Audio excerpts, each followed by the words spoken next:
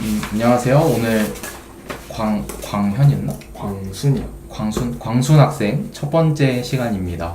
제가 3일 동안 그 공부방 맡게 되었는데 오늘 광순 학생이 하루 가고 목요일 금요일은 안 오지. 네. 네. 그래서 오늘 하루 잠깐 보게 되었습니다. 그래서 제 소개를 먼저 하자면 저는 현재 백수고요. 고등학생도 아니고 대학생도 아니기 때문에 일단 백수고 그저께 서울대 국어교육과 면접을 갔다 와서 지금 발표를 기다리고 있습니다.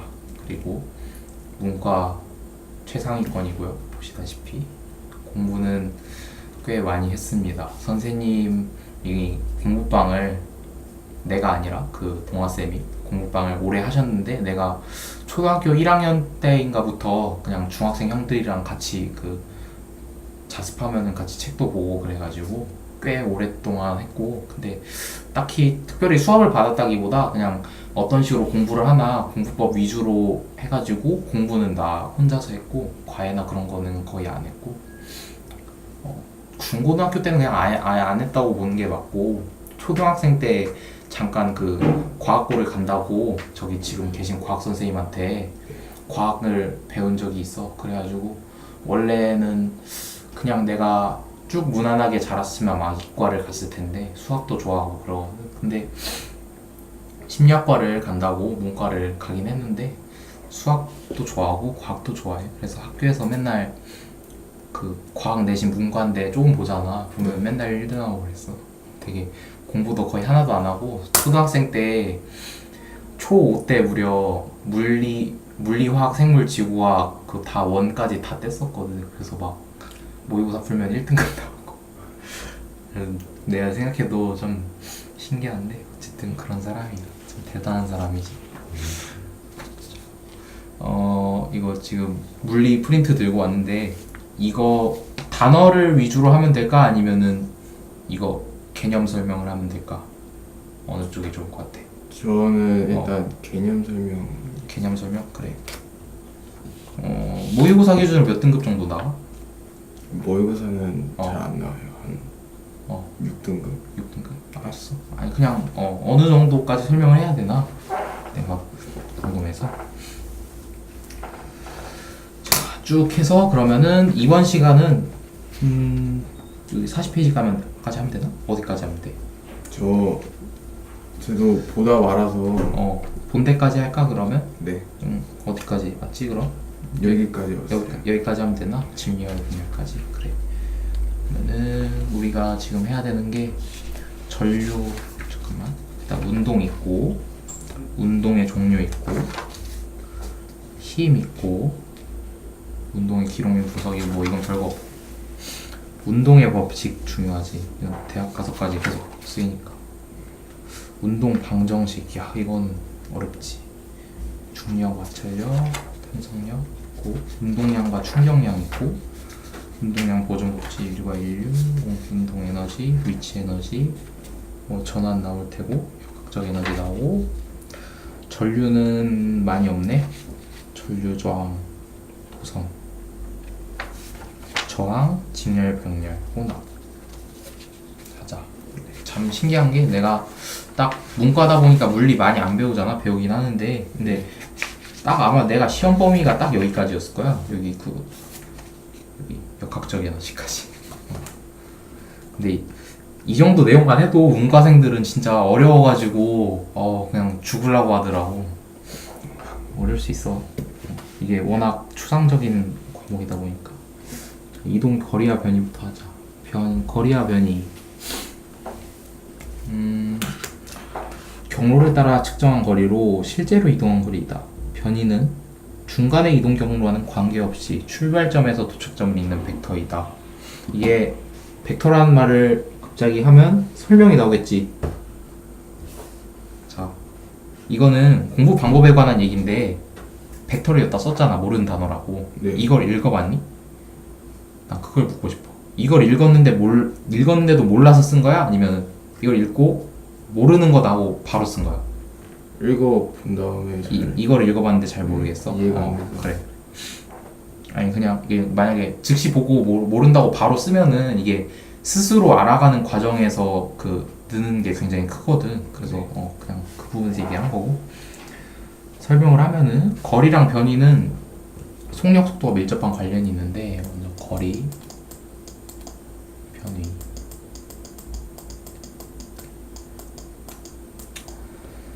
자, 거리라는 거는 우리가 일반적으로 이동 거리라고 했을 때 거리야.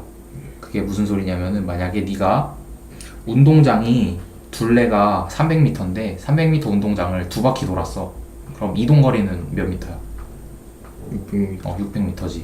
근데 이동 거리는 그냥 우리가 일반적으로 생각하는 이렇게 꼬불꼬불하게 갔으면 그것도 다 거리로 치는 거고, 만약에 변이다 하면은 네가 출발한 데가 있고 도착한 데가 있을 거 아니야. 만약에 여기서 출발해서 이렇게 가서 여기 도착했어.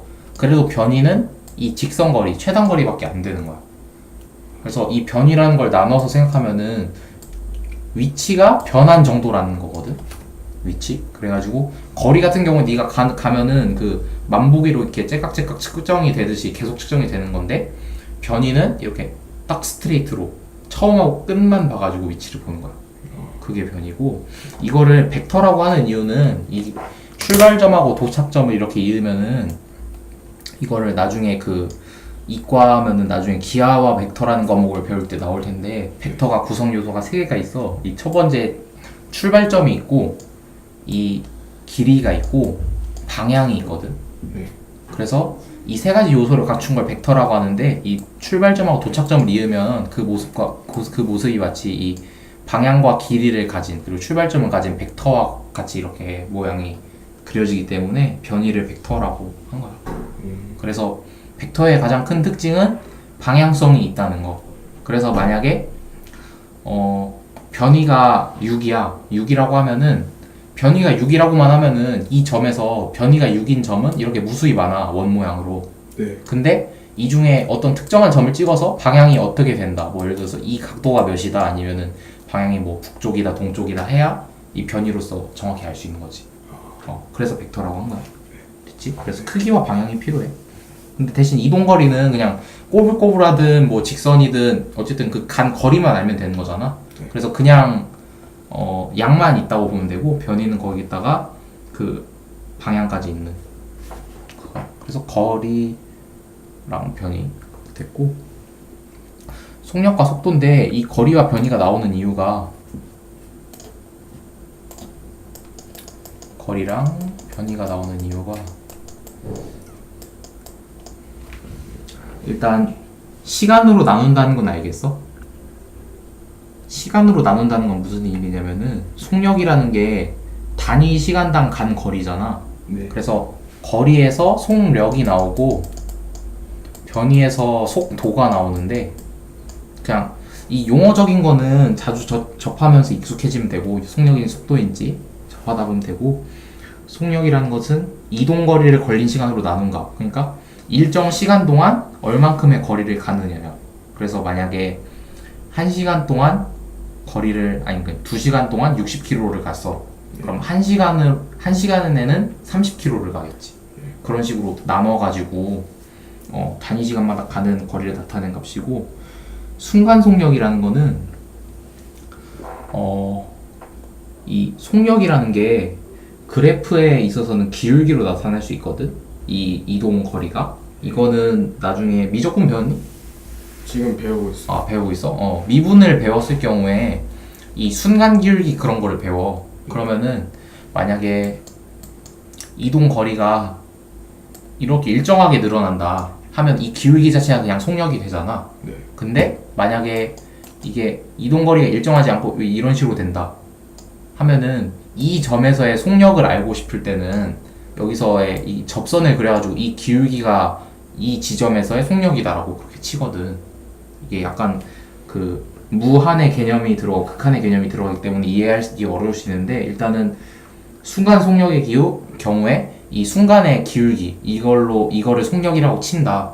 왜냐면은 그냥 쉽게 생각하면은 이 기울기 있는 직선 있지, 이거를 굉장히 짧게 자른다고 생각을 해봐. 이렇게. 그러면은 이 점만 남겠지, 딱 찝은. 그래서 이 점에서의 속력이 이 기울기라고 보면 돼. 어려울 수 있어 이거는. 계속 근데 문제를 접하다 보면은 익숙해질 거야.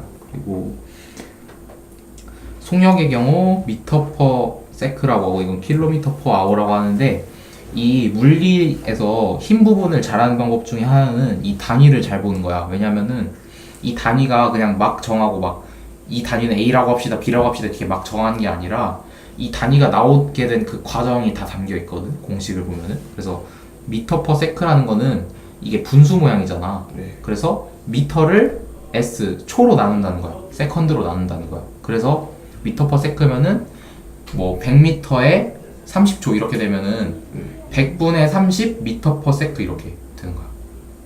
100분의 30. 30분의 100 아니에요? 30분의 100 미안하다.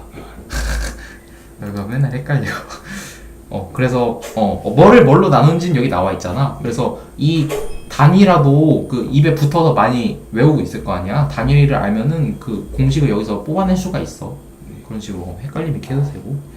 그리고 속도라는 거는 그냥 똑같이 시간인데 대신 속력 대신 변위가 쓰였다고 보는 거야. 그래서 변위가 만약에 이렇게 50m를 갔다가 이렇게 뭐 30m를 왔다고 치자. 네. 그러면은 이동 거리는 얼마야? 80. 80m고 변이는 이게 평행 수평이라고 하면은 20. 변이는 20이지, 그치? 처음 위치에서 20m만큼 변했으니까. 그래서 속력의 경우는 이 80m를 뭐 10초 걸렸다면 10으로 나눠주는 거고, 변이가 그 속도의 경우에는 20m만큼 위치가 변했는데 그동안 10초가 걸렸으니까 2가 되는 거야. 그런 식으로.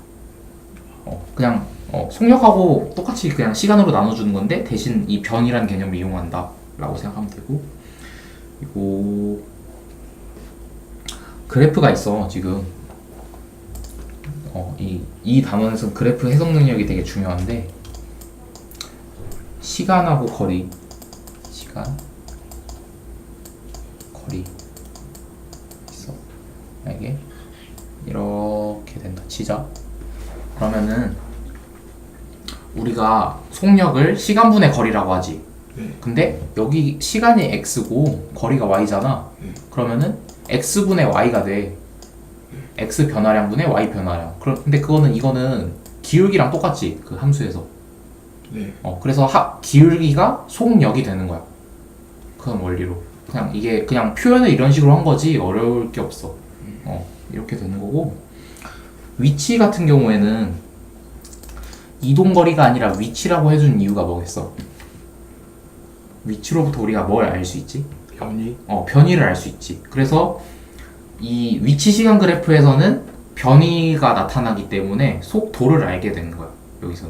여기선 단순히 이동 거리 양만 나타내기 때문에 항상 증가하고 속력을 알아낼 수 있는 거고, 여기는 감소할 수도 있지. 거리 같은 경우 이렇게 갔다가 돌아올 수도 있으니까. 네.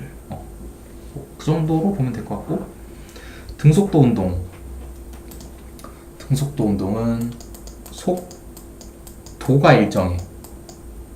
속도가 일정해. 속력이 아니야.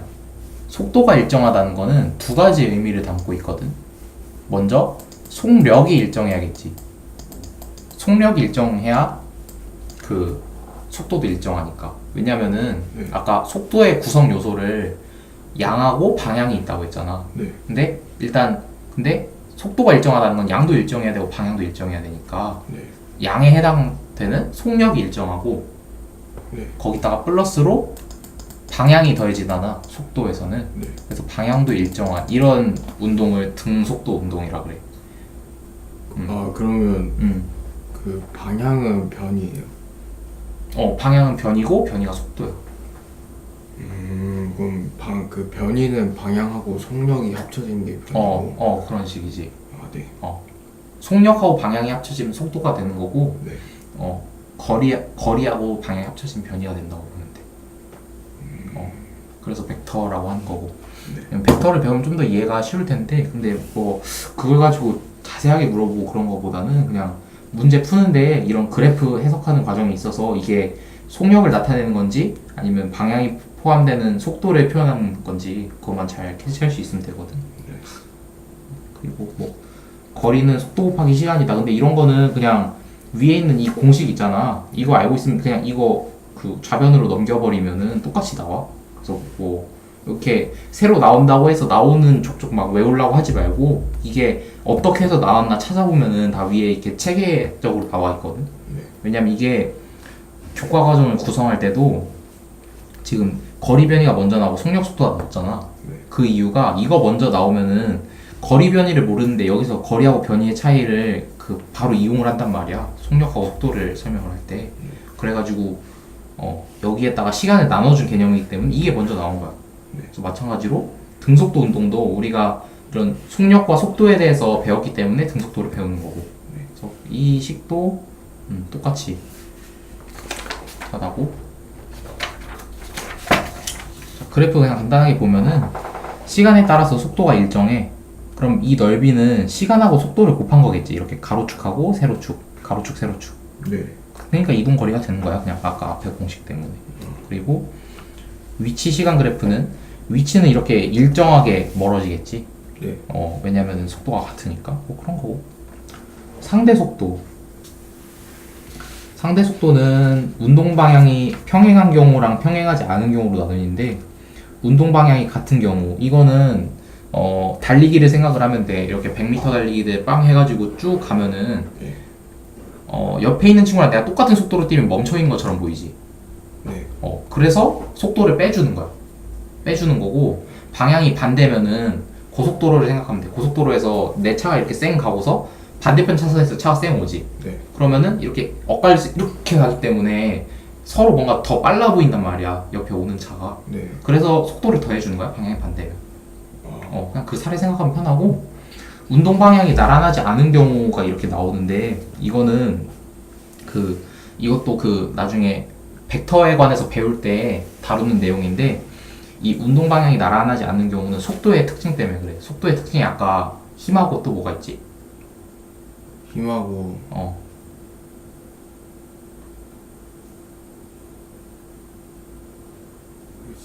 속력에다가 뭐를 더하면 속도가 돼.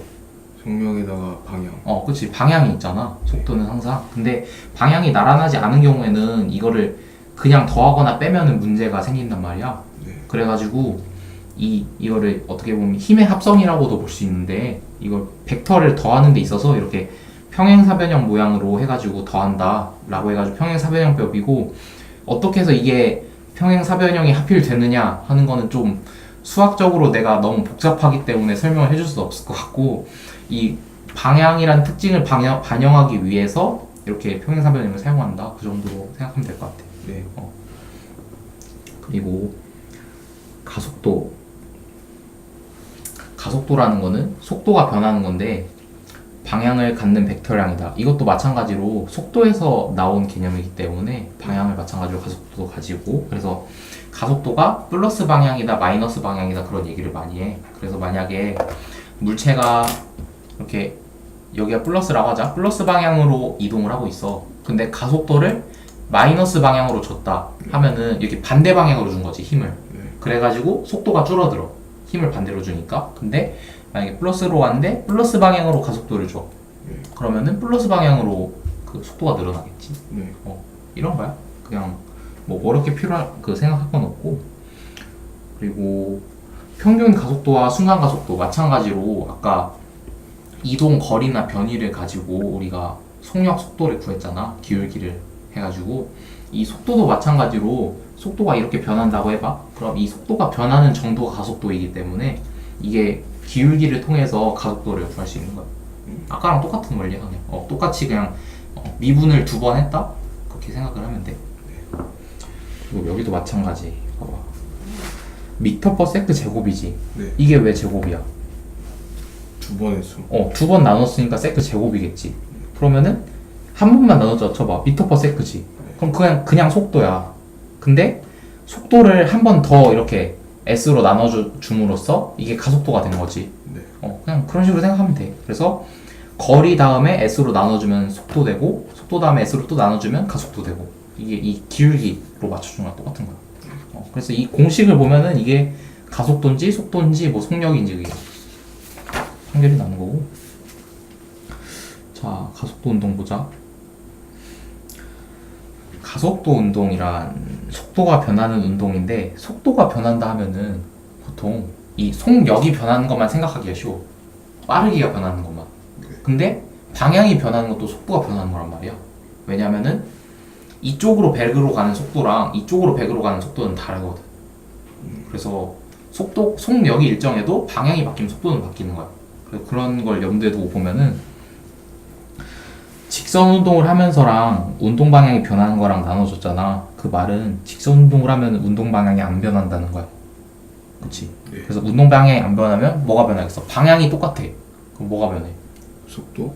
속도가 변하는데 결국에 속력이 변하는 거랑 똑같은 거야. 네. 그 빠르기가 변하는. 그래서 속도가 증가하거나 감소하는 그게 있고, 그리고 운동 방향이 변하는 게 있는데 원운동, 타원 운동, 진자 운동, 포물선 운동 이게 있는데 이것들은 운동 방향만 변하는 거야. 속도는 일정한데 뭐 속도도 변할 수도 있는데 네.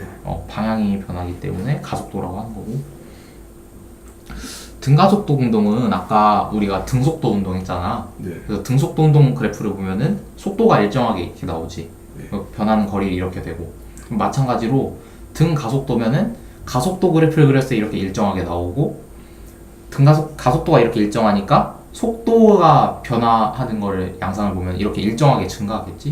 네. 그냥 뭐 그 정도? 이 그래프 볼 수 있는 정도면 돼. 그리고 변이와 가속도, 속도와 가속도. 지금 여기 v0 플러스 at, v0t 플러스 2분의 1 at 제곱, 이게 공식이 나와 있잖아. 네. 근데 이게 공식이 어떻게 보면은 공식이 아니야. 이게 뭔 소리냐면은 이게 막 어떤 학자가 막 평생을 연구해서 이런 공식이 있고 이런 관계가 있었습니다 여러분 하고 막 놀랍게 밝혀낸 게 아니라 그냥 당연한 거야. 당연한데 그냥 이렇게 정리를 해놓은 것 뿐이야. 그래서 네가 스스로 이 그래프를 보고 있잖아. 네. 그래프를 보고 속도랑 그 시간, 가속도와 시간 이런 그래프를 보고서 네가 스스로 곱해보고 어떤 면적이 가속도가 되고 어떤 면적이 그 이동 거리가 되고 그런 거를 계산을 해보면 이거랑 똑같이 나와. 그래서 이 공식 자체를 암기하는 거는 문제 풀 때 말고는 딱히 쓸모가 없고, 실제로 문제를 풀 때도 이런 공식을 암기해서 한다기보다는 문제 조건을 보고 머릿속으로 네가 운동하는 방향이나 그런 거를 떠올리거나 아니면 그래프를 통해서 네가 계산하는 경우가 많기 때문에 이 공식을 막 너무 외우려고 스트레스 받지 말고 그냥 이 그래프를 통해서 이해를 하면서 이게 공식이 어떤 식으로 곱해서 이게 나오게 된 거구나 하고 네가 이해를 하는 정도로 그치면 되고, 이거를 실제로 이용하는 건 유형으로 이렇게 세분화해서 나오고, 개념에서는 그래서 뭐 많이 설명할 필요는 없을 것 같아. 그리고 만약에 네가 이걸 문제 적용하거나 할 때 어려움이 있거나 그럴 때 다시 질문을 하면 될 것 같고, 그래서 그래프는 이렇게 나오고, 그래서 뭐 쭉 나와 있어. 아까 설명한 내용이야. 여기 보면은 면적하고 이 2분의 1 at 제곱 이런 게 어떻게 해서 이 그래프에서 나오게 됐나 이게 나와 있잖아. 그래서 이거랑 앞에 있는 공식이랑 비교를 하면서 보면은 이해할 수 있을 거라고 생각하고. 자, 다음. 그래서 여기는 그 정도로 넘어갈게. 아까 그 S로 나누면서 거리가 속도로 변했고 변이가 속도로 변했고 이게 가속도로 변했잖아. 네. 이 나눠주면서 아니면 기울기를 통해서 그 변하는 과정만 잘 이해하고 있으면, 근데 미적분을 배웠으면은 더 수월하게 이해가 될 거야. 다음, 운동의 기록 및 분석. 시간 기록기와 종이 테이프. 이거는 직선 운동을 쭉 할 때 뒤에다가 긴 테이프를 달아. 그래서 그리면은 어떤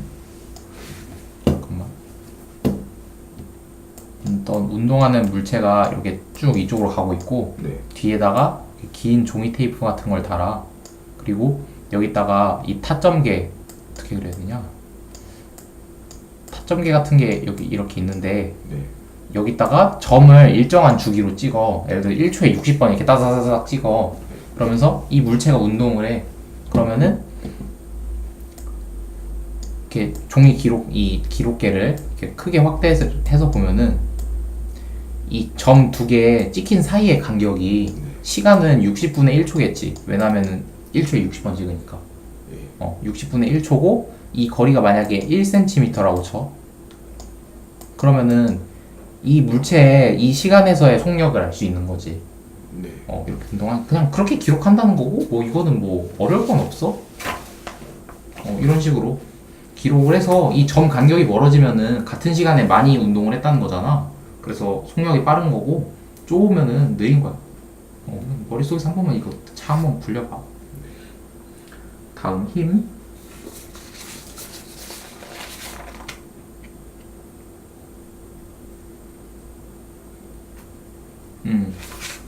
힘의 경우 물체의 운동 상태를 변화시키거나 모양을 변화시키는 원인을 힘이라고 한다라고 하는데 이 물리에서 보통 모양을 변화시키는 건 많이 안 나오고 운동 상태를 변화시키는 게 많이 나와. 모양 변화시키는 건 한 용수철 정도? 용수철 정도 나오고 막 무슨 뭐 차력을 찌그러뜨린다거나 그런 데서는 문제가 안 나오더라고.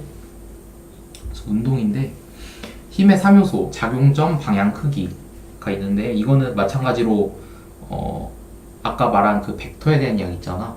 속도에서 나온 그 힘도 벡터 값이기 때문에 이런 이야기가 나온 거고 힘의 표시는 작용점 그리고 크기와 방향이 있다. 아까 말한 그 벡터의 구성 요소 그거랑 똑같지. 여기도 나와 있어. 그 단위는 뉴턴하고 킬로그램 힘이 있는데 1kg 힘은 9.8 뉴턴이다. 근데 이거는 외우면 좋지만 아마 공부하면서 외우게 되겠지만 문제에서 제시해 주는 경우가 많기 때문에 그냥 뭐 보고 하면 되고. 합성 보자. 아까 속도의 합성 있지.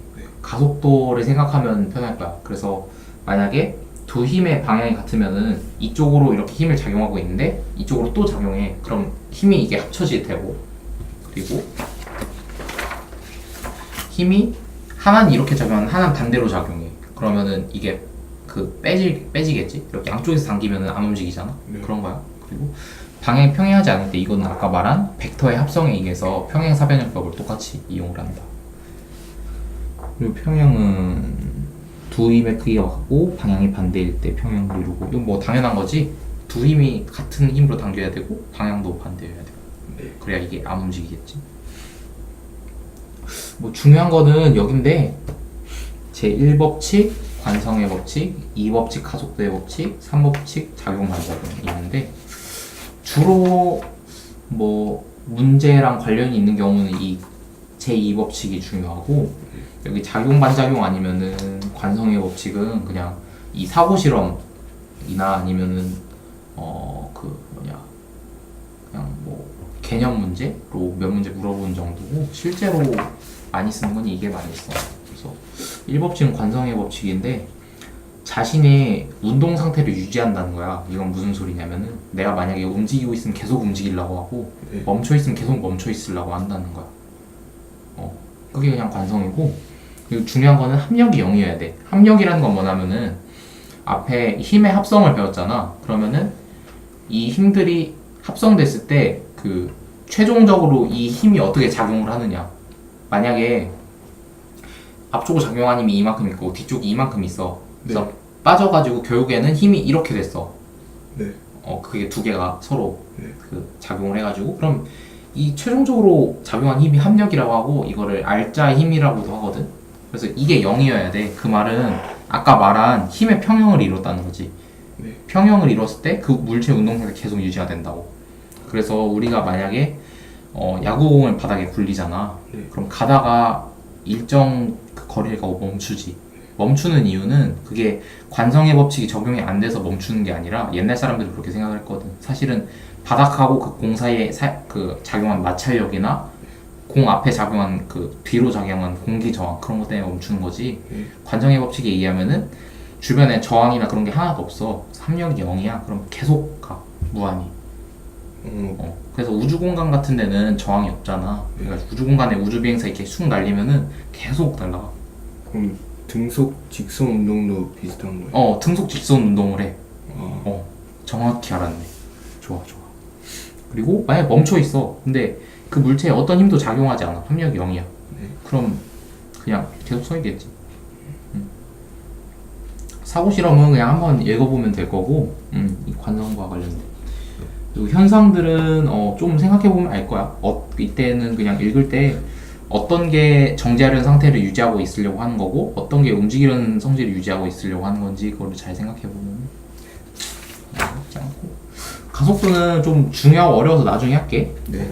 작용 반작용은 뭐냐면 내가 만약에 벽을 때렸어.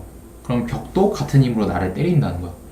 그래서 힘이 그렇게 혼자서 작용하는 힘은 없고 항상 두 개 이상의 그 뭔가 물체라든지 관계가 있어야 힘이 작용할 수 있는 거잖아. 하나로부터 다른 하나에게. 네. 그래가지고 쌍으로 작용을 한다는 거야. 그게 내가 어떻게 영향을 주면은 나도 영향을 똑같이 받는다는 거야.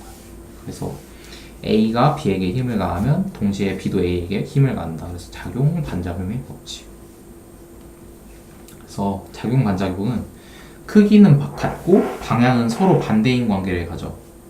그래서 뭐 그냥 벽을 치는 거 생각하면 편할 거야. 내가 벽에 주먹으로 힘을 가하면 벽도 같은 힘을 반대 방향으로 나에게 이렇게 딱 가한다. 그리고 작용된 얘 보면 이해하기 쉬울 거고 평형하고 작용 반작용이 헷갈릴 수 있거든. 이게 평형은 근데 차이가 뭐냐면은 힘을 작용하는 대상이 하나냐 아니면 여러 개냐에 따라서 달라지는 거야. 그래서 평형은 여러 개, 두 개라고 나와 있지만 두 개 이상의 힘이 하나의 물체에 작용해. 예를 들어서 여기다가 이렇게 한 물체에 작용을 하고 있는 거고 힘을. 작용 반작용은 내가 이 마우스를 이렇게 당기잖아. 네. 그러니까 당긴다기보다 이렇게 치잖아 마우스를. 그럼 마우스도 나를 치지. 그럼 이때는 적용한 대상이 두 개야. 나는 마우스한테 하는 거고 마우스는 내 손한테 하는 거니까. 네. 이 대상이 다른 특징이 있고 평형은 이렇게 같은 대상에 두 개 이상의 힘이 작용하는 그런 차이가 있어. 근데 뭐 이거를 복잡하게 막 물어보진 않고 그냥 개념적으로 문제 풀면서 이해하면 될 것 같고. 다음 운동 방정식 나오잖아. 이런 것들 이게 아마 내가 생각하기에 최고 변별력 이 단원에서. 그리고 어떻게 보면은 내 기억을 더듬어 봤을 때 물리 전체에서 가장 어려운 부분 중 하나야 여기가. 그래서 어떻게 보면은 각 탐구 과목에 진입 장벽 같은 게 있잖아. 예를 들면 뭐 생물을 공부하는데 난 세포 그거 명칭을 도저히 못 외우겠어가지고 못하겠다 뭐 그런 식으로. 그래서 이게 어떻게 보면 하나의 진입 장벽이야. 그래서 이 부분은 되게 네가 문제도 많이 풀어봐야 되고 이거를 마스터했으면은 물리를 앞으로 배울 때 어려운 내용은 거의 없다고 봐도 돼. 여기가 제일 어려워 내가 보기에. 그래서 이 운동 방정식을 푸는 데 있어서 이 운동 이법칙 이게 굉장히 요긴하게 쓰이거든. 근데 이게 보면은 가속도의 법칙이라고 돼 있잖아. 그래서 이 가속도의 법칙은 뭐냐면은 우리가 앞에 속도와 속력을 배웠지. 그리고 지금 힘에 대해서 배우고 있잖아. 이 둘의 관계에 대해서 알려준 게 가속도 법칙이야. 그리고 되게 중요한 법칙이지. 보면은 물체에 작용한 합력이 0이 아니고 질량이 일정하면 물체는 합력의 크기에 비례하고 합력의 방향과 같은 방향을 갖는 가속도 운동을 한다라는 건데 뭐냐면 이건 뭔 소리냐면 간단하게 풀면 내가 이거를 오른쪽으로 힘을 줘. 그러면은 그 힘만큼 가속도를 받는다는 거야. 이 공은 바닥에 그 강당 바닥에 농구공이 있어. 이렇게 힘을 가지고 이렇게 뻥 쳤어. 그럼 그 힘만큼의 가속도를 가지고 농구공이 그 방향으로 이렇게 굴러간다는 그런 뜻이야. 그런 거고. 질량과 가속도의 관계는 자 생각을 해봐.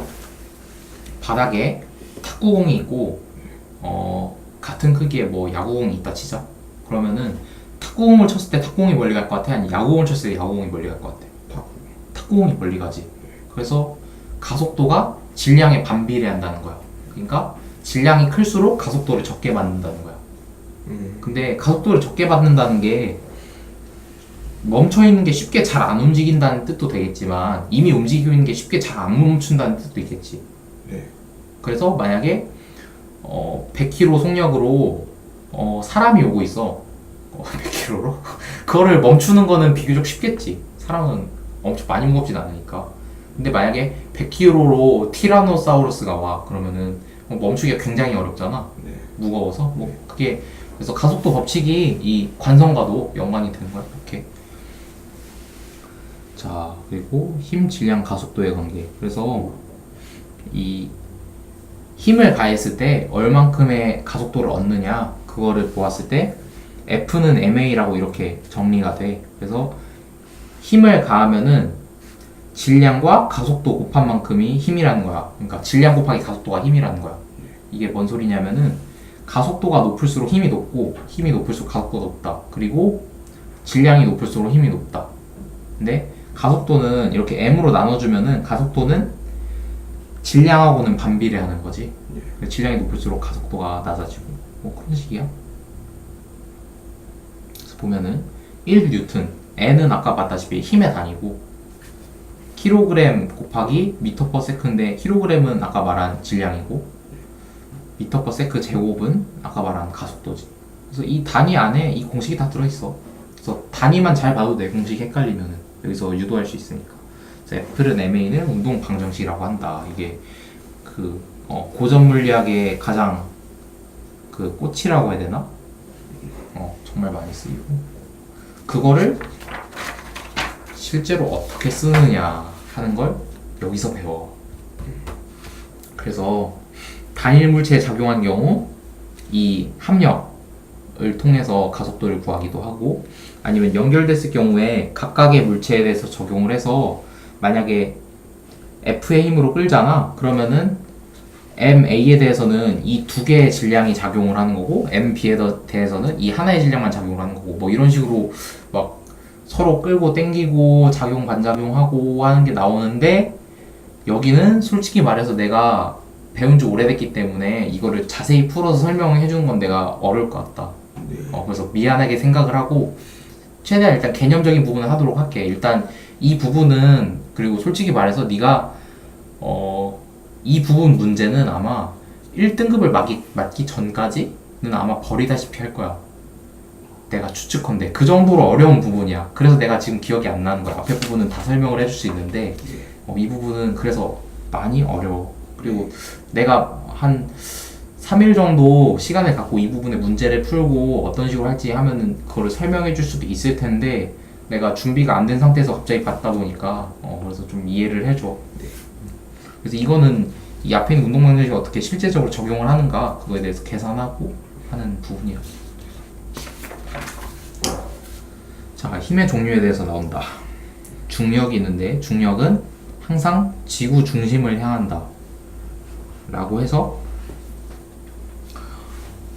중력이 있는데 이 중력의 힘은 9.8 미터 퍼 세컨드 제곱이다. 그래서 10하고 거의 비슷한데 이거를 중력 가속도라고 하는 이유는 아까 봤다시피 운동 방정식에서 힘을 받으면은 그게 가속도가 되지. 그래서 이 가속도를 가질 만큼의 힘을 지구가 우리에게 주고 있다는 거야. 근데 그럴 경우에 아까 그런 의문이 들 수 있잖아. 그 질량이 높을수록 가속도가 줄어드는데 어떻게 서로 다른 질량을 가진 물체에 대해서 똑같은 가속도를 가질 수 있느냐라고 지금 생각을 할 수 있는데 그 이유는 뭐냐면은 이 가속도가 작용하는 데 있어서 즉 중력이 작용하는 데 있어서 지구의 질량이 일단 있겠지만 그거와 함께 이 중력 방정식을 보면은 이 중력을 받는 그런 물체의 질량도 그 공식에 포함이 돼 있거든. 그래서 만약에 이 물체가 나보다 가볍잖아. 그 컴퓨터 모니터는. 그래서 얘는 나보다 약한 힘을 받아. 그래서 중력이 더 약한 거 얘한테는. 나는 질량이 더 무겁기 때문에 중력이 더 강해. 근데 나는 질량이 무겁기 때문에 가속도를 좀 덜 받지. 힘은 더 많이 받는데 가속도는 덜 받아. 그래가지고 결국에는 이 가속도가 똑같아지는 거야. 힘은 그러니까 무거운 애일수록 더 세게 당겨서 결국엔 가속도가 똑같다는 거야. 가벼운 애는 가볍게 당기고 지구가. 똑같고 뭐 중력을 심도 있게 아는 것보다는 그냥 9.8 정도. 그리고 마찰력은 이 두 물체가 접촉을 하잖아. 그러면은 그 물체가 운동하는 데 있어서 방해하는 힘. 쉽게 말해서 운동장에서 이렇게 아니 뭐 야구장 같은 데 슬라이딩을 하면은 흙하고 이렇게 마찰이 일어나서 멈추잖아. 그게 운동 방향과 반대로 작용하는 그런 운동을 방해하는 힘이라고 생각을 하면 돼. 그게 뭐 마찰력이고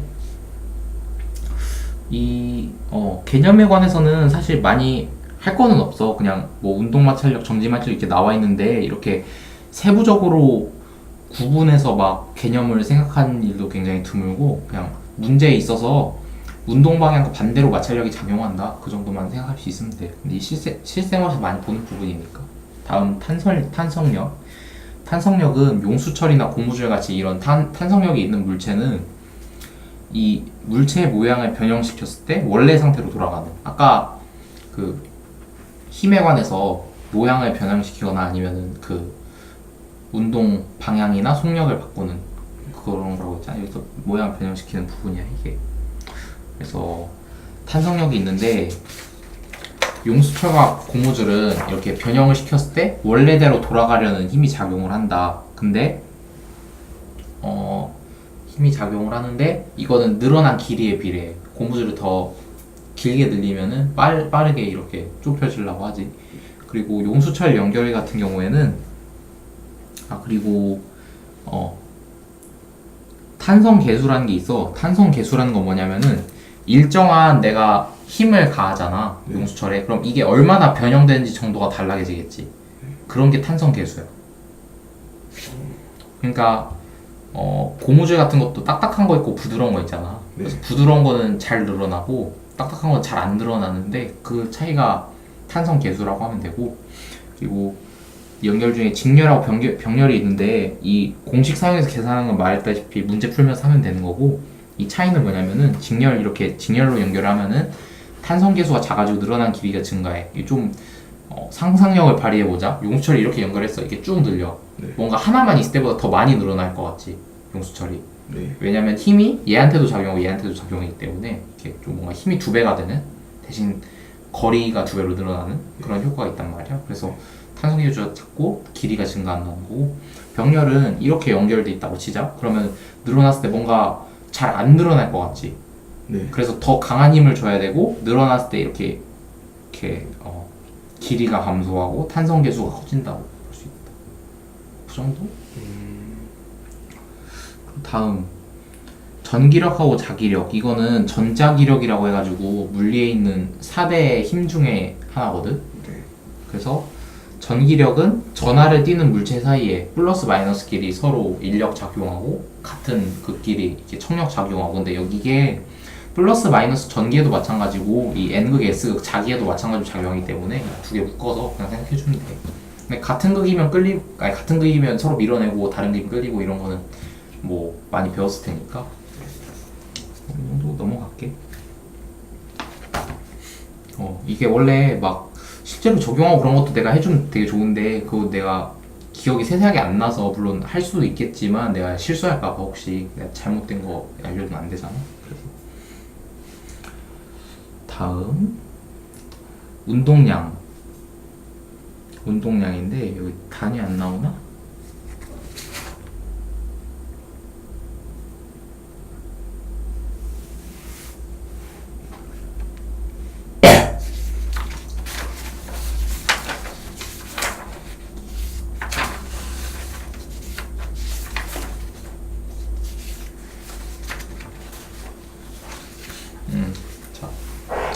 운동량은 질량이 m인 물체가 속도 v로 운동할 때 운동량 p는 mv이다 라고 나와 있네.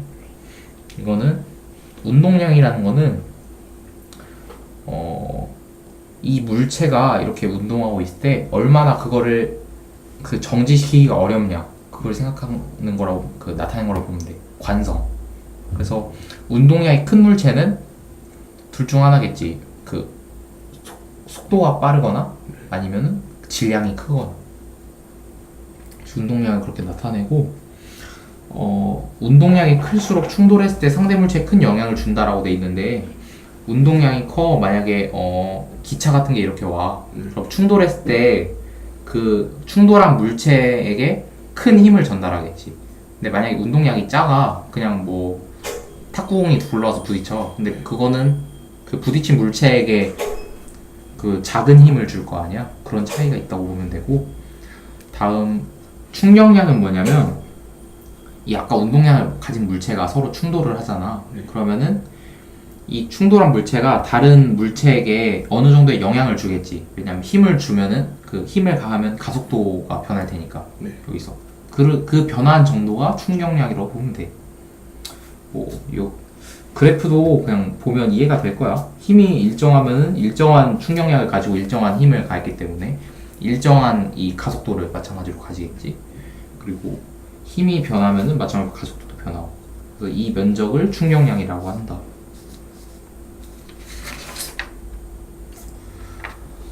운동량 보존 법칙인데 이거는 이것도 계산할 때 쓰이는 건데 이건 좀 더 확실하게 말할 수 있겠다. 운동량이 m 곱하기 v잖아. 질량 곱하기 속도. 그래서 충돌하기 전하고 후하고 그 운동량이 똑같다는 거야. 그래서 이 법칙 때문에 운동량이 보존되기 때문에 우주가 처음 탄생했을 때 빅뱅 그 운동량 있지. 네. 그 운동량이 지금 온 우주에서 있는 운동량의 합과 똑같아. 되게 신기하지 않아? 그래서 우리가 이렇게 손을 막 움직이고 막 이걸 때리고 한다고 해서 온 우주에 있는 운동량의 총량이 변하지가 않는다는 거야. 이거에 의하면. 어떻게 보면 그래서 인간이 되게 무기력하지? 그런 점에서. 그래서 충돌 시의 운동량 변화인데 이거는 충돌 전에 각 그 물체의 운동량 있잖아. 네. 그 속력, 속도하고 이 질량 이거 곱한 거의 합과 충돌한 후에 이게 붙어서 같이 갈 수도 있고 충돌하고 이렇게 멀어질 수도 있고 아니면 충돌하고 같이 또 이렇게 갈 수도 있고 하는데 이 속도하고 질량을 더했을 때 앞에 거랑 똑같게 그렇게 계산을 해주면 돼. 그리고 만약에 속도 같은 경우에는 방향도 고려를 하잖아. 그래서 방향이 반대면은 마이너스로 계산을 해주고 뭐 그런 식이야. 별로 어려울 건 없을 것 같고 주문해야 돼서 잠깐만 그럼 녹화 잠깐 멈추고 네. 시키자. 네. F9. 네, 이어서 해보도록 하겠습니다. 그래서 분열시든 접촉시든 이렇게 각각의 물체 있잖아. 질량하고 속도 곱해가지고 똑같다고 해주면 되고 일은 뭐냐? 힘을 얼마나 이동시켰냐, 힘을 가해서 얼마나 영향력을 미쳤냐 그런 걸 일이라고 하거든. 그래서 일을 계산하는 거는 힘하고 이동 거리를 곱해주면 돼. 그래서 내가 이쪽 방향으로 F만큼 힘을 가해서 그 물체가 얼만큼 움직였냐 그게 일이야. 그래서 마찬가지로 힘을 작용했을 때 이동 거리라는 건 가속도랑도 관련이 있잖아. 그래서 그 물체가 가벼우면 똑같은 힘을 가했을 때도 일의 양이 많아질 테고 뭐 그런 거 생각할 수 있는 거지. 그리고 일률 같은 경우에는 단위 시간 동안 하는 일의 양이니까 이것도 마찬가지로 내가 어떤 일을 했을 때 그거를 얼마나 빠른 시간 안에 했냐 그래서 시간으로 나눠주면 일률이 나오는 거고 그냥 여기는 딱히 뭐 얘기할 게 없어. 그냥 그냥 이 용어에 대한 설명이라고 해야 되나? 그거라서 그냥 이거는 이거다 정도밖에. 그리고 일의 원리, 도구를 이용한 일에서 지뢰를 이용한 일과 도르를 이용한 일이 있는데 여기 보면은 일의 이득은 없다, 일의 이득도 없다, 일의 이득은 없다. 지금 이득을 못 보지 일에서. 그래가지고 내가 간 힘의 총량 있잖아. 그거는 항상 똑같다는 거야. 아까 그 운동량 보존 법칙 있지. 그거랑 비슷한 맥락이라고 보면 돼. 그래서 내가 도구를 사용해도 내가 직접 한 거랑 일의 이득은 없어. 근데 우리가 왜 도구를 사용하냐면 이 힘의 이득을 보기 위해서야. 좀 더 적은 힘을 들여가지고 물체를 들거나 이동시키거나 하기 위해서. 그래서 지뢰를 사용하면은 뭐 이런 공식에 의해서 이득을 보는데 그냥 간단히 말하면은 이 거리랑 이 그러니까 뭐라고 해야 되지? 지뢰가 있다고 치자. 그러면은 이 지뢰가 내 쪽으로 길잖아. 그러면 좀 더 적은 힘을 이용하는데 이동 거리는 늘어나. 근데 만약에 지뢰가 내 쪽으로 이렇게 짧잖아. 그러면은 내가 이동해야 되는 거리는 짧아지는데 이 힘의 양은 늘어나. 근데 아까 말했다시피 이동거리랑 힘을 곱한 게 1이잖아. 그래서 이 지뢰를 어디다 놓든지 결국에 1의 이득은 없이 똑같은데 힘을 좀 더 적게 들일 수 있다는 거야. 내 쪽이 길면 뭐 그 정도고, 도르래나 뒤에 움직 도르래, 고정 도르래 이런 것도 이 지뢰의 원리를 그 생각하면은 똑같이 적용을 할 수가 있어. 계산하는 건 당연히 세부적인 거니까 넘어가고. 자, 운동 에너지 보자. 에너지라는 거는 물체가 외부에 일을 할 수 있는 능력인데, 운동 에너지는 물체 질량에 비례하고 속력의 제곱에 비례한다. 해서 2분의 1 mv 제곱이라고 되어 있는데, 이거는 뭐라고 해야 되지? 이 앞에 나온 이 앞에 그 속력하고 가속도 공식 막 나온 거 있잖아. 네. 2분의 1 나오고 제곱 나오고, 그걸 이용해서 이렇게 유도해서 이렇게 나온 건데, 이거는 그 과정을 생각하기엔 너무 복잡할 수 있으니까 그냥 공식 자체로 그냥 외워두는 게 좋을 것 같아. 이거는 운동 에너지는 2분의 1 mv 제곱이다. 그리고 이 에너지 정리는 운동시켜서 속력이 변화하면은 그만큼 이 운동 에너지를 사용한 거니까 그게 1이라는 거야. 뭐 특별한 건 아니고. 위치 에너지는 어떤 기준점으로부터 얼마나 떨어져 있느냐에 따라서 위치 에너지를 받는데, 이 위치 에너지는 그 중력하고 그러니까 밀접한 연관이 있겠지. 만약에 지표면에서 100m만큼 떨어져 있어. 그럼 100m 떨어진 만큼의 그 중력 가속도가 있고 위치가 있잖아. 그래서 위치 에너지가 작용을 한다. 그런 거야. 이런 이 떨어지면서 그 일을 할 수 있는 그런 능력이 있으니까 그게 위치 에너지고, 인류를 여기 한 거고. 그래서 모든 물체는 이 위치 에너지랑 그래서 아까 말한 중력에 의한 것도 있고, 아니면은 탄성력, 그 용수철화 되고 이렇게 꾹 누르면은 그게 이거 딱 놓으면 튀어나갈 수 있는 그런 일을 할 수 있는 능력이 있잖아. 그래서 탄성력에 의한 것도 있고. 이렇게. 네.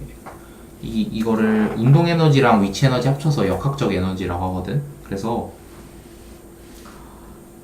위치 에너지랑 운동 에너지의 합력이 0이 아니라 합쳤을 때 그게 일정하게 보존된다는 그런 성질이 있어. 아까 말한 에너지 보존 법칙 있지? 그게 역학적 에너지에도 똑같이 보존이 된다고 보면 돼.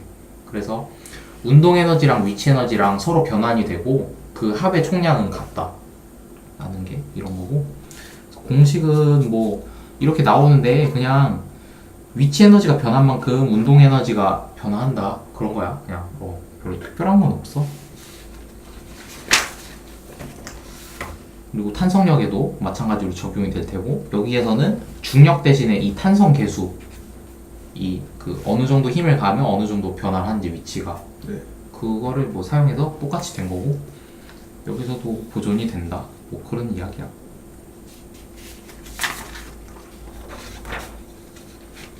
됐지. 다음 전류다. 전류라는 것은 전하를 띤 입자가 일정한 방향으로 흐른다 인데, 전하를 띤 입자가 흐르려면은 그 전하가 흐를 수 있는 환경이어야지. 네. 그래서 그 전하가 흐르는 환경이 세 가지가 제시가 될 거야. 금속에서 흐르는 거, 수용에서 흐르는 거, 광전관에서 흐르는 거. 광전관은 나 배울 때가 있었나? 네. 그래서 전하를 띤 입자를 그게 플러스 전하, 마이너스 전하가 있다고 하잖아. 그래서 플러스 전하는 보통 원자 핵을 생각을 하고, 마이너스 전하는 전자를 생각을 해. 그래서 금속에서 전하가 흐르는 이유는 금속 안에 원자가 있으면은 원자 핵이 있고 전자가 있잖아. 그러면은 원자 핵은 가만히 있는데 전자가 이렇게 막 움직여 자유롭게. 그걸 자유전자라고 하는데, 이 전하가 일정한 방향으로 이렇게 쭉 흐르면은 그게 전류가 되는 거야. 그리고 뭐 수용액에서도 마찬가지로 마이너스 극하고 플러스 극판이 있으면은 이 마이너스 극판에 있는 마이너스 전하들 있지, 그게 플러스 극판을 이렇게 쭉 이동을 할 거 아니야. 뭐 그런 식으로 전류가 흐르는 거고, 광전관에서도 마찬가지로 이 이온 형태의 전자가 이렇게 광전관 마이너스에서 플러스로 이렇게 플러스 마이너스로 이렇게 이동을 하니까 그런 거고, 방향과 세기는 1초 동안 도선의 단면 지나는 전하의 양은 전류의 세기라고 해서 이렇게 쿨롱 포 세컨드인데 A라고 기억하고 암페어라고 읽는다라고 돼 있는데, 이 전류의 세기를 구하라는 문제는 내가 보기에 안 나왔던 것 같고, 그냥 전류의 세기가 이런데 저항과의 관계를 많이 물어보지. 그래서 이게 굉장히 중요해. 옴이라고 하는데 저항을 1V의 전압을 걸어줬을 때 1A의 전류를 흐르게 하는 저항값이다. 그래서 이거를 나타낸 게 V는 IR이라는 거거든. 그래서 I가 전류, 그리고 R이 저항인데 V가 그래서 전압이라는 거야. 그래서 전압이 같은 저항에서 얼마나 많은 전류가 흐르느냐. 그래서 전류가 많이 흐를수록 전압도 세지고, 그리고 저항이 강할수록 전압이 세니까 많이 흐른다는 뜻이겠지. 네. 그래서 이런 식으로 공식으로 나타나. V는 IR. 이건 마치 앞에 나온 F는 MA 있잖아. 그것처럼 질리게 쓰게 될 전류 파트에서 제1 법칙이라고 보면 되고, 단면적과 길이에 관한 이야기가 나오는데, 도선이 있으면, 도선이라는 건 전류가 흐르는 이 선이라는 거야. 전선 생각하면 돼. 전선에 기본적으로 그 물체가 가지고 있는 저항이 있어. 이 전류가 흐를 때 그냥 다 통과시켜주는 게 아니라 사이에 걸리는 게 있거든. 네. 뭐 원자핵이라든지 다른 입자들에 의해서 이 전자의 흐름이 걸리기 때문에 전류의 흐름에 제동이 생기는데, 그 저항의 정도를 알려주는 게 이런 모양이야. 그래서 단면적에 반비례하고 길이에 비례하는데, 단면적이 생각을 해봐. 물이 흐르는 관이라고 생각을 하자. 전류나 물이나 비슷하니까. 첫 번째, 물이 흐르는데 이런 관이 있고, 네. 이런 관이 있어. 어디로 물이 더 잘 통과하겠어? 위쪽이지. 그러면은 저항이 센 거야, 약한 거야, 위에 거는? 위에 건 저항이 약한 거. 저항이 약하니까 잘 흐르겠지. 그러니까 단면적이 넓으면은 저항이 약해. 그리고 이런 게 있고 이런 게 있어. 이게 두 개가 빨대라고 치자. 어떤 걸로 먹을 때 더 쉽게 먹겠어? 아래 거. 아니 물에 빠지고 그런 거 말하는 게 아니라 빨아들이는데 이게 더 쉽잖아. 네. 그래서 이 짧을수록 저항이 줄어든다 라고 보면 돼. 사이에 걸릴 게 많이 없어지잖아. 그래서 단면적하고 반비례하고 뭐 길이와 비례한다 이렇게 나오는 거지. 근데 뭐 특별한 내용은 아니지, 이거 보면은. 그래서 그리고 이 저항의 정도에 따라서 도체, 부도체, 반도체라고 나뉘는데, 도체는 아까 말했다시피 금속 같은 거 있잖아. 그럼 전기가 잘 통하는, 그래서 저항이 약해서 그 전류를 다 통과시키는 게 도체고, 그리고 저항이 매우 크기 때문에 전류가 잘 통과되지 않는, 뭐 우리가 말하는 고무장갑이라든지 그런 건 부도체라고 하시고, 반도체는 게르마늄 규소라고 하는데, 우리가 보통 반도체 기술이라고 하잖아. 네. 그러면 보통 컴퓨터 칩이나 그런 걸 떠올리는데, 사실 이 게르마늄이나 규소 성분 같은 게 경우에 따라서 이 열이나 아니면은 뭐 화학적으로 처리를 어떻게 하냐에 따라서 이게 전기가 흐르고 안 흐르고가 나뉘거든. 네. 물리적 아니면 화학적으로 처리를 해서. 그래서 그런 물질을 사용해서 반도체 회로나 그런 것도 만들고 하는 거야. 그래서 이런 물질이 도체와 부도체의 중간이기 때문에 가는 환경에 따라 전기가 흐를 수도 있고 안 흐를 수도 있다. 이게 반도체. 그리고 온도와 전기 저항의 관계인데, 나는 이 공식을 처음 보는 것 같다. 추가가 됐나? 내가 배울 때 잘 기억이 안 나는데, 여기에서 보면은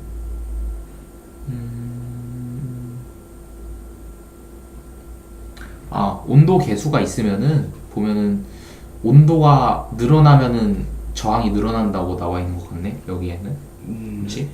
온도랑 전기 저항 비례한다고 할 수 있고, 도체는 올라가는데 반도체랑 부도체는 오히려 감소하네. 근데 뭐 이거를 직접 물어볼 것 같진 않고, 그냥 부도체는 크게 의미가 없고, 반도체에 있어서 반도체를 활용할 때 전기를 통하게 하려면 온도를 올려야겠고, 전기를 안 통하게 하려면 온도를 내려야겠네. 뭐 그 정도 생각할 수 있고, 뭐 그 이상은. 그리고 온도와 전기 저항의 관계인데, 그 다음에 온도와 전기 저항의 관계인데, 온도와 전기 저항의 관계는 그리고 온도가 내려갈 때 저항이 감소하다가 어느 온도가 되면 저항이 0에 가까이 떨어져서 저항이 0이 되는 현상을 초전도 현상이라고 하는데, 저항이 0이라는 거는, 자 생각을 해보자.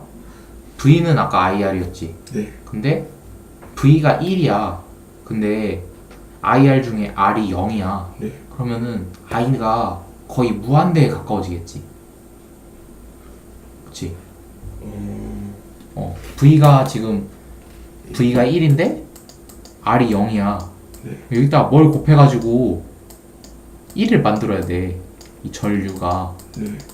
그러면은 저항이 0에 가까워졌어, 무수히. 그러면은 이 전류의 색이 있잖아. 전류 흐르는 양. 그거는 정말 무한히 세지겠지. 네. 엄청 많은 전류가 흐르겠지. 그래서 저항이 낮은 그런 그 초전도체 연구가 의미가 있는 거야. 이거를 어떤 데 이용을 할 수가 있냐면, 이런 초전도체를 만약에 네가 개발을 하잖아. 네. 특히 임계 온도를 최대한 올려가지고, 지금은 막 마이너스 270도 넘고 그래야 초전도체가 간신히 만들어져, 잠깐만.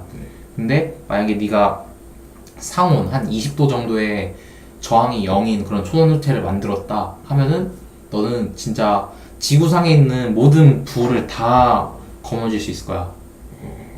이게 어떤 의미가 있냐면, 예를 들어서 이거를 뭐 병기에 쓴다, 무기로 쓴다 하면은 거의 무한에 가까운 강력한 전류를 쏠 수도 있을 테고, 저항이 0이니까. 진짜 막 그 5V짜리 건전지로도 막 도시 하나를 파괴할 만큼의 위력을 낼 수도 있는 거야, 저항이 0이면. 뭐 그럴 수도 있고, 아니면은 전류를 송신하는 데 있어서 발전소에서 집까지 전류 이 도선을 따서 가잖아, 전기가. 근데 그 과정에서 손실이 발생하지, 저항 때문에. 아니면은 발열 문제라든지. 그래가지고 초전도체를 발견해서 그걸 이용한다 하면은, 그거를 이용해서 전력 소실이 전혀 없이 보내면은, 지금도 내가 알기로 한 40% 50% 가까이 이게 손실이 돼, 중간에. 그게 없으면은 국가 경제도 엄청나게 살릴 수 있을 테고, 그런 도선을 개발하면. 아니면 뭐 우리가 흔히 잘 알고 있는 자기부상 열차, 그런 것도 초전도체를 이용해 가지고 매우 강한 그 전류랑 매우 강한 힘을 또 낼 수 있다는 거잖아. 그걸 이용해서 속도가 막 초음속 막 그런 그 자기부상 열차 그런 거 만들 수 있는 거. 아니면은 뭐 우주선의 추진 재료로 사용한다든지, 그 초전도체를 이렇게 떼돈을 벌 수 있을 거야, 이런 거. 그래서 초전도체가 있고, 저항 연결을 보자. 저항 연결은 발열량 이런 거 나오는데, 발열량은 그냥 저항 있잖아. 발열량하고 저항은 그냥 비례한다고 보고, 저항에 대해서만 얘기를 할게. 다 했네.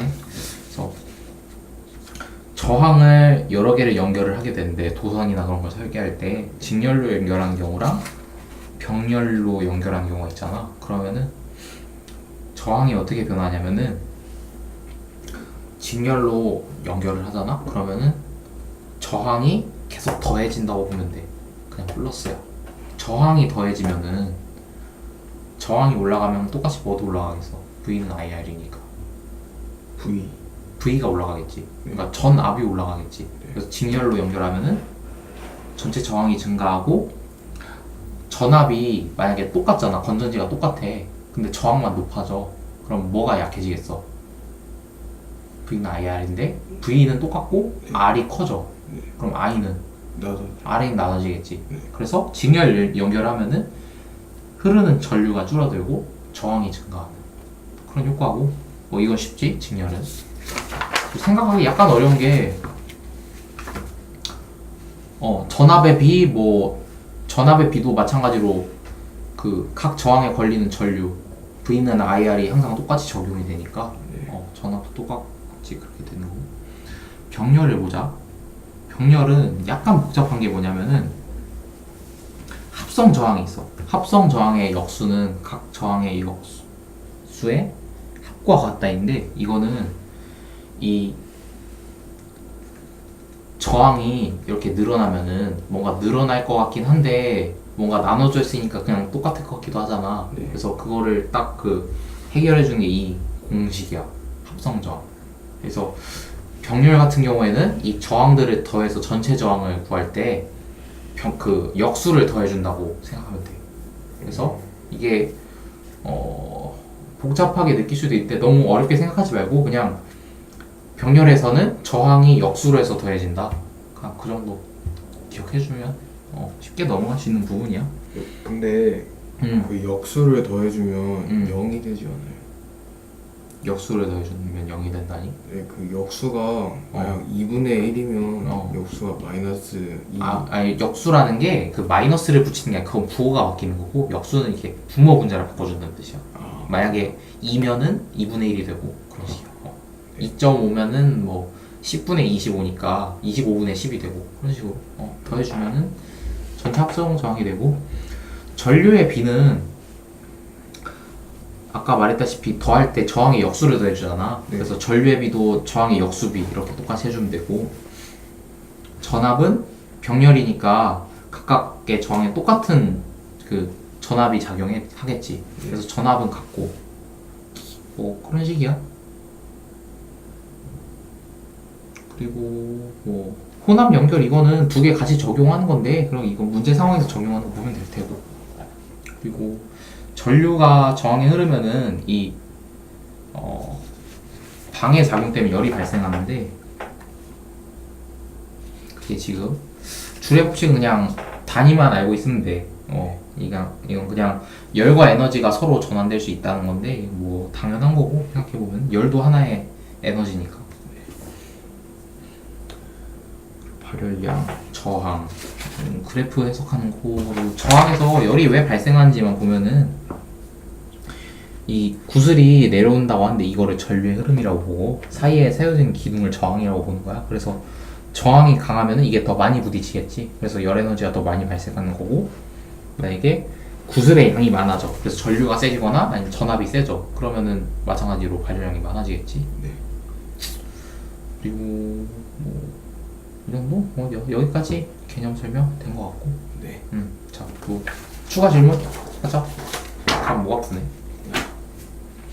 추가 질문은 없는 것 같아요. 없어? 그래. 여기 그 단어 쓴 거 다 된 것 같아? 네, 아까 설명하면서 다 나와 있는 내용이네. 각 세타는 그냥 그 각을 임의의 각을 세타로 표현을 하는 거야. 그래서 뭐 코사인 세타라고 하면 이 세타의 각에 대한 코사인 값 그런 거 나타내는 거고 뭐 양단은 어디에 나와 있는 양단인가 모르겠네. 볼래?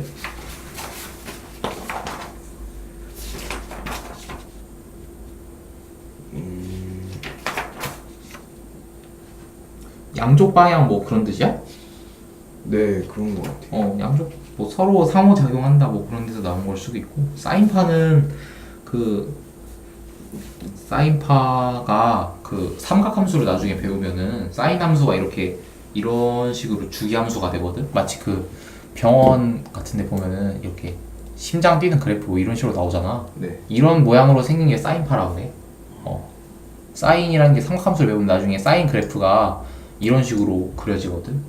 그래가지고 전류나 아니면 전기력, 자기력 그런 거를 설명을 할 때 그 작용하는 힘이 이렇게 진동하는 형태를 띈다 뭐 해가지고 이런 사인파가 나온 것 같고 그리고 뭐 외력은 외부에서 가는 힘이야 마찬가지로 그리고 연직 방향은 그 수직 방향으로 작용을 한다는 거야. 지구 중심을 향해서 지구 연직 방향. 그래서 내가 이렇게 수평면에 서 있으면은 지구 중심을 잡으면 그게 어떻게 하나의 수직이 되잖아. 네. 왜냐면은 여기서 지구 표면 이렇게 접선이라고 했을 때 지구 표면에 내가 이렇게 서 있으면은 그 지구 중심으로 작용한 힘의 방향이 이렇게 수직이니까 네. 이런 식으로 연직 방향이 되는 거고 평행사변형법은 아까 말했던 벡터의 합성 더하는 거고 삼각형법은 벡터를 빼줄 때 삼각형을 사용해. 그냥 평행사변형법을 반대로 적용하면 삼각형이 된다. 그 정도. 벡터는 아까 설명했고 됐네? 네. 여기까지 하자. 네. 뭐 오늘 거의 뭐 처음이자 마지막으로 보는 거라서 네. 뭐 특별한 얘기를 뭐 더 해줄 게 있을까? 뭐 이거 지금 물리 설명한 거는 이 정도로 그럼 마무리하고 네. 네가 나한테 궁금한 점이나 뭐 앞으로 뭐 공부하거나 생활하는 데 있어서 조언을 구하고 싶은 부분 그걸 좀 얘기를 해보자. 저 그러면 어, 그 정시로 가셨어요? 수능 5개 틀려서 정시. 그러면 정시 준비하실 때 언제부터 하셨어요? 그러게 정시 준비라는 게 그게 맞아 그 얘기를 그럼 해야겠다. 네가 네. 내가 선생님께 듣기로는 네가 수시로 갈지 정시로 갈지 그거를 고민을 한다고 내가 들었거든. 네. 근데 그 경우에 있잖아. 나는 그 두 개가 그 두 개를 분리시켜서 생각을 하는 시점에서 이미 가능성을 절반 가까이 깎고 들어간다고 보면 돼. 왜냐면은 수시 준비랑 정시 준비, 즉 내신하고 정시를 따로 생각하는 시점에서 둘 중 하나는 좀 덜 하거나 배제하거나 뭐 둘 중 하나에 올인하거나 그런 생각이 깔려 있는 생각이거든. 그런 거 두 개를 따로 한다는 거는. 그래서 네가 스스로 공부를 할 때 물론 정시의 경우에 기출문제 좀 더 맞춰야 되고 내신의 경우에 학교 공부랑 뭐 교과서 내용 그에 중심을 맞춰야 되는 그런 차이는 있겠지만 어디까지나 그 과목이 전혀 동떨어진 과목이 아니잖아. 네. 물론 내신에서 네가 정시에서 선택하지 않은 과목도 해야 되는 부담도 있겠지만 네가 선택하는 과목 플러스 주요 과목들 아니 뭐 한국사까지 하면은 겹치는 내용이 훨씬 많거든. 70% 이상이거든. 그래가지고 나는 네가 좀 욕심을 부려서라도 나 둘 다 잡고 간다는 그런 그 좀 도전적인 마인드로 했으면 좋겠어. 내가 성공한 입장이니까 어떻게 보면 이렇게 쉽게 얘기하는 걸 수도 있는데 나는 개인적으로 학교가 되게 좋은 학교다 보니까 저기 충남고 나왔는데 저기가 막 서울대 1년에 9명씩 보내고 그랬단 말이야. 되게 명문이지. 그래가지고 애들도 되게 공부 잘하고 내신 따기는 내가 되게 힘들어했거든. 왜냐면 내가 좀 꾸준하게 쭉 이렇게 일정하게 계획 세워서 하루에 일정량 정하면 딱 그만큼씩 딱딱 맞춰서 하고 그런 타입이라서 내신 공부는 좀 한 2주 동안 빡뭐 집중해가지고 막 교과서 내용 달달 외우고 그래야 되잖아. 근데 내가 그런 건 잘 못해서 내신은 좀 힘들긴 했어. 근데 그래도 내가 좀 끝까지 나는 물론 정시로 대학을 갈 생각을 많이 했지만 모의고사도 잘 나오고 하니까 모의고사는 항상 1등 했었거든. 근데 그렇게 내가 정시에 확실한 강점이 있음에도 불구하고 내신을 버리진 않았어. 아예. 그래서 내신 공부는 기간 되면은 계속 내가 좀 스트레스를 받더라도 계속 했고 그래가지고 결국에 3학년 2학기 때 애들이 내신에 안 들어가니까 공부를 안 한단 말이야. 그때 해가지고 1등도 한번 하고 그랬어. 결국에는 그러니까 이게 어떻게 보면은 그 상위권에게 해당되는 배부른 소리일 수도 있는데 나는 네가 목표가 충대라고 들었거든. 네. 충대도 결코 나쁜 학교도 아니고 충분히 그 자기 목 잘 해낼 수 있는 그런 친구들이 가는 대학이란 말이야. 네. 그래가지고 네가 충대 정도를 목표를 삼고 앞으로 공부를 해나가려면은 나는 수능으로만 가겠다, 내신으로만 가겠다 이런 생각을 가지는 순간 그 가능성이 멀어지는 거라고 생각을 해. 그래서 난 둘 다 했으면 좋겠고 마찬가지 맥락으로 수능 공부를 어떻게 했느냐 하면은 내가 고등학교 들어가서 첫 자습을 하거나 아니면은 뭐 첫 내신 공부를 하거나 그때부터 이미 시작이 된 거지. 수능도 마찬가지로. 그래서 네가 내가 오늘부터 수능 공부를 해야지 하고 수능 공부를 뭐 특별한 게 있는 게 아니라 그냥 네가 뭐 예를 들어서 이런 물리를 공부를 한다. 그럼 개념 더 잘 이해하려고 이렇게 수업도 듣고 네가 스스로 그 의문점 있으면은 책 찾아서 해결도 하고 문제도 열심히 풀고 답지 보고서 내가 이해 안 되면 해설 보고 이해하고 그게 다 수능 공부지. 그래서 그런 그 전체로서 이렇게 한 걸음 한 걸음 네가 성장하고 나아가는 게 중요한 거지. 꼭 이렇게 너무 이렇게 대학이나 결과에만 목을 메고 그러지 않았으면 좋겠어. 네. 너무 결과 위주에 집착을 하고 공부를 하다 보면은 너 스스로도 되게 힘들 거고 지금 굉장히 많은 시간 남았는데 난 그 얘기가 되게 싫었거든. 보통 뭐 예를 들어서 저는 고1이에요. 그래가지고 3년이 남았어요. 그러면은 막 어른들이 야 그 고등학교 3년 금방 간다. 좋은 때니까 열심히 해라 그러잖아. 근데 진짜 아니거든. 진짜 천천히 가거든. 예. 이게 천천히 간다는 게 무슨 의미냐면은 네가 하루하루를 진짜 최선을 다해서 네가 노력할 수 있는 부분은 하고 만약에 뭐 네가 친구들하고 놀거나 아니면 그럴 수 있는 그 학교 생활 즐길 수 있는 부분이 있어. 그럼 난 그것도 최대한 네가 노력을 해서 충분히 즐기고 그러면서 너 공부할 거는 또 책임감 있게 네가 어떤 계획을 세웠으면 충실하게 지키면서 하고 이렇게 하루하루 채워나가면은 그 500일 남짓 안 되는 시간이 진짜 난 길 거라고 자신할 수 있거든. 그래서 네가 활용하기에 따라서 얼마든지 길 수도 있고 짧을 수도 있는 시간이야. 그래서 그 결과에 맞춰가지고 내가 딱 이 정도까지 이렇게 딱 공부를 하면은 충대를 가겠다. 그러니까 이렇게 공부를 하자 그게 아니라 네가 하루하루 네가 어떻게 해야지 발전을 할 수 있고 어떤 부분을 내가 오늘 공부해서 늘었고 더 늘릴 수 있고 그거를 집중해서 하루하루를 채워나가는 그 과정 자체가 난 되게 의미 있다고 생각을 하고 그 과정을 만약에 네가 정말 후회 없이 잘 채웠잖아. 그러면은 네가 굳이 원하는 대학에 못 가더라도 아니면은 좋은 경우에 네가 목표한 데보다 더 좋은 데를 가더라도 아니면 딱 목표한 데를 가더라도 나중에 너 자신에게 떳떳해질 수가 있고 그때 수험 생활에 진짜 힘든 경험이거든. 어떻게 보면은 네가 지금 살면서 제일 힘든 시기잖아. 어떻게 보면 그래가지고 그 시기를 네가 스스로에게 충실하면서 잘 보냈다는 사실만으로도 너에게 큰 버팀목이 될 거라고 난 그렇게 생각을 하거든. 그래서 네가 좀 그런 마음가짐을 가졌으면 좋겠어. 네. 그래서 학에 따라 달렸다. 네가 수능 공부라고 생각하는 게 어떤 형태인지는 모르겠지만 네가 방법을 몰라서 안 하는 거라고 생각하진 않아. 네. 네가 해야겠다고 마음을 먹고 네가 스스로 어느 수준에 있는지 정확하게 진단을 하고 내가 진짜 정말 사소한 부분이라도 어제 너보다 더 조금이라도 나아질 수 있으면은 그 성장의 과정 자체가 의미가 있는 거지 내가 반드시 뭐 2등급을 달성하고 1등급을 달성하고 그게 중요한 게 아니야. 네가 만약에 6등급에서 물리가 예를 들어서 공부를 네가 정말 열심히 했는데도 4등급이 됐어.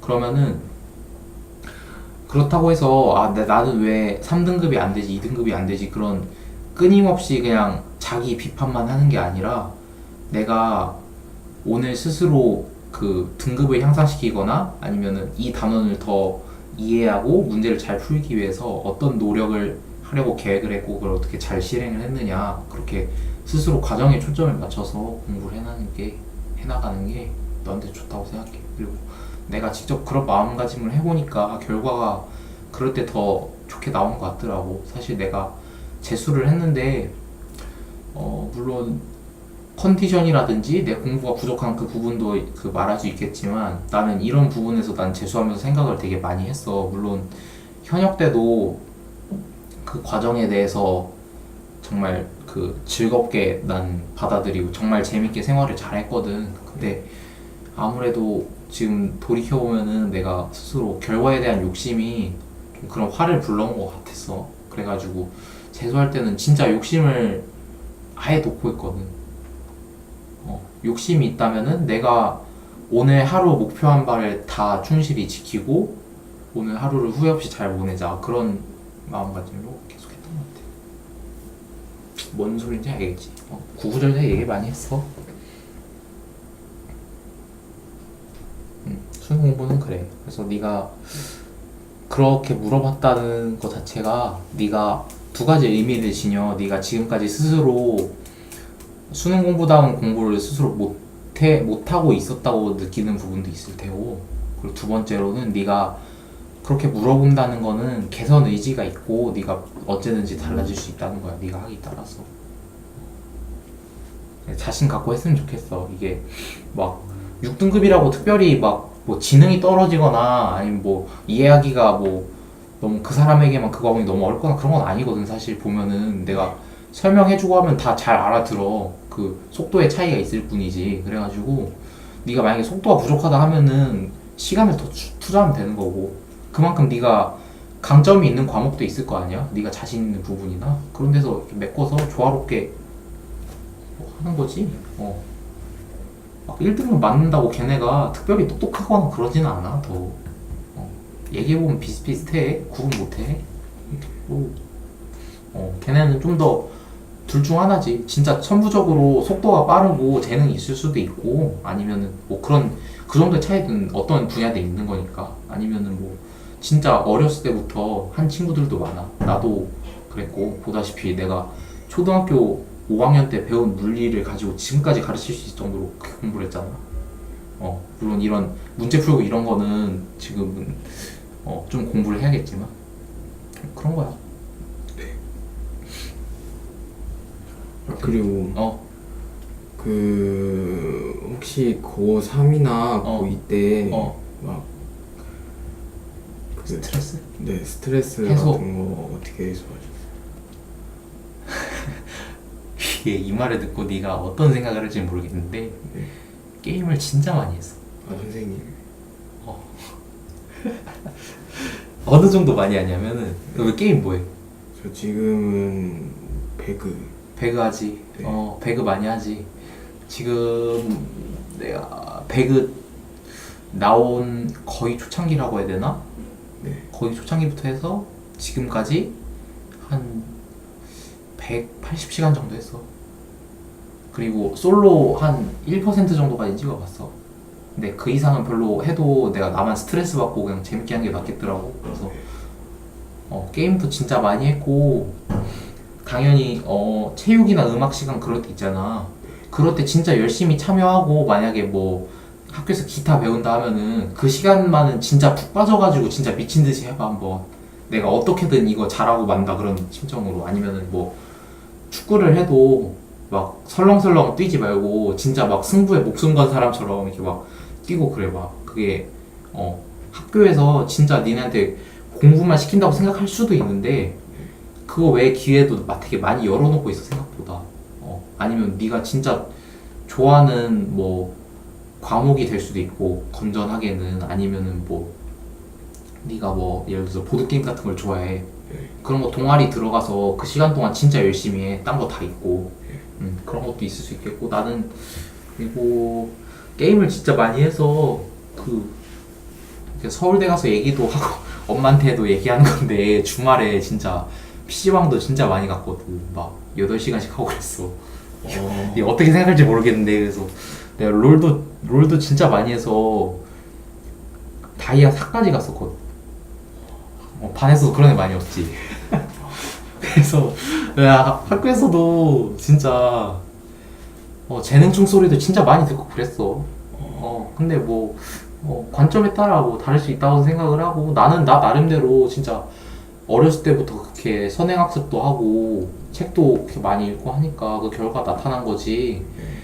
내가 특별히 뭐 남들보다 노력을 덜 해서 그런다고는 생각하지 않아.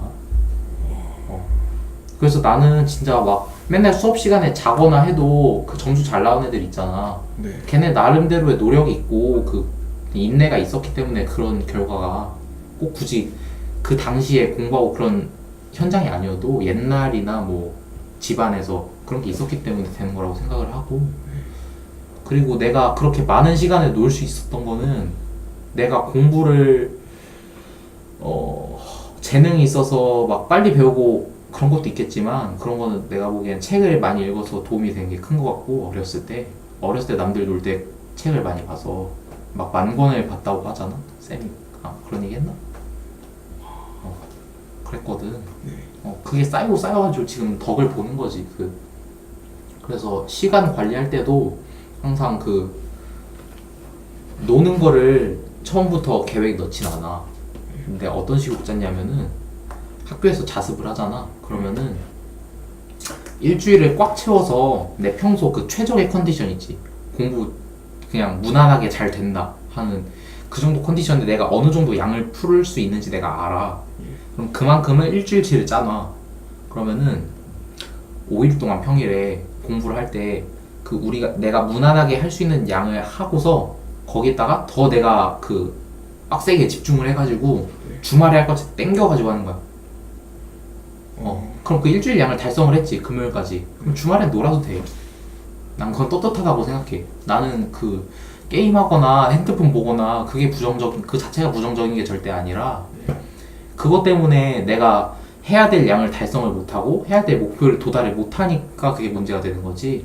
할 거 다 하면서 노는 거는 상관이 없어. 그게 굳이 게임을 했다고 해서 게임하면서도 공부도 잘하고 와 완전 사기네 이렇게 생각할 게 아니라는 거지. 나 나름대로의 그 노력을 기울여서 시간을 쪼개서 진짜 논 거야. 시간 쪼개서 공부하고. 그래서 나는 스트레스가 없었지. 그리고 내가 체질적으로 아빠가 선생님이어서 그럴 수도 있는데 선생님들에 대한 거부감도 되게 없고 그리고 학교 생활을 난 진짜 즐겁게 했어. 네가 어떻게 생각할지는 모르겠지만 나는 누가 충분한 시간과 돈을 다시 되돌려준다고 하고 고1부터 다시 다닐 거냐 하면은 난 다닐 수 있어. 정말. 그런다는 애가 되게 손에 꼽더라고. 많이 물어보는데 절대로 막 난 죽어도 고3은 다시 안 한다 그런 애들도 있고. 근데 나는 진짜 그 일상생활에서 소소한 즐거움 있잖아. 그게 굳이 막 공부를 열심히 해서 얻는 성취감도 있겠지만 뭐 예를 들어서 뭐 청소 시간에 청소를 째고서 친구랑 매점에 가서 막 아이스크림을 먹어. 얼마나 재밌냐. 그때밖에 못하는 거잖아. 난 그게 진짜 하나하나 너무 소중했거든. 막 급식에 맛있는 거 나와서 기분 좋은 것도 좋고 급식에 맛없는 거 나와서 그거 막 친구랑 다 버리고 막 빵 사 먹으러 가. 그것도 얼마나 재밌냐. 아니면은 뭐 주말에 막 내가 친구의 유혹에 넘어가가지고 야자를 째고 PC방을 갔어. 친구랑 놀아. 그게 얼마나 그 막 들킬까봐 막 쫄깃쫄깃하고 막 엄청 재밌잖아. 그런 것까지 난 진짜 다 학생다운 거고 다 경험의 일환이라고 생각하기 때문에 물론 그러면서도 나의 성장을 항상 도모하고 내가 어제보다 어떻게 더 나아질 수 있는지 공부적인 측면이나 생활적인 측면이나 이렇게 항상 근데 안 즐거울 수가 없어 이러면. 난 앞으로도 좀 이런 마인드로 살 거라서 재밌을 거야. 근데 뭐 당장 너도 이런 생각을 갖고 살아라 하기엔 좀 무리가 있어. 난 그냥 이런 가치관을 가지고 있어서 이렇게 스트레스 해소를 했다는 거고 너만의 방식이 있겠지. 다음 뭐 아무거나 다 물어봐. 아까 애들하고 뭐 자유질문인데 막 좋아하는 연예인 그런 거 됐어. 아무거나 다 물어봐. 뭐 이건 그냥 예시고 네. 별로 궁금하지는 않을 거 아니야? 알겠어. 진짜 까먹고 말해서 서울대생하고 얘기할 기회가 얼마나 많이 있겠어.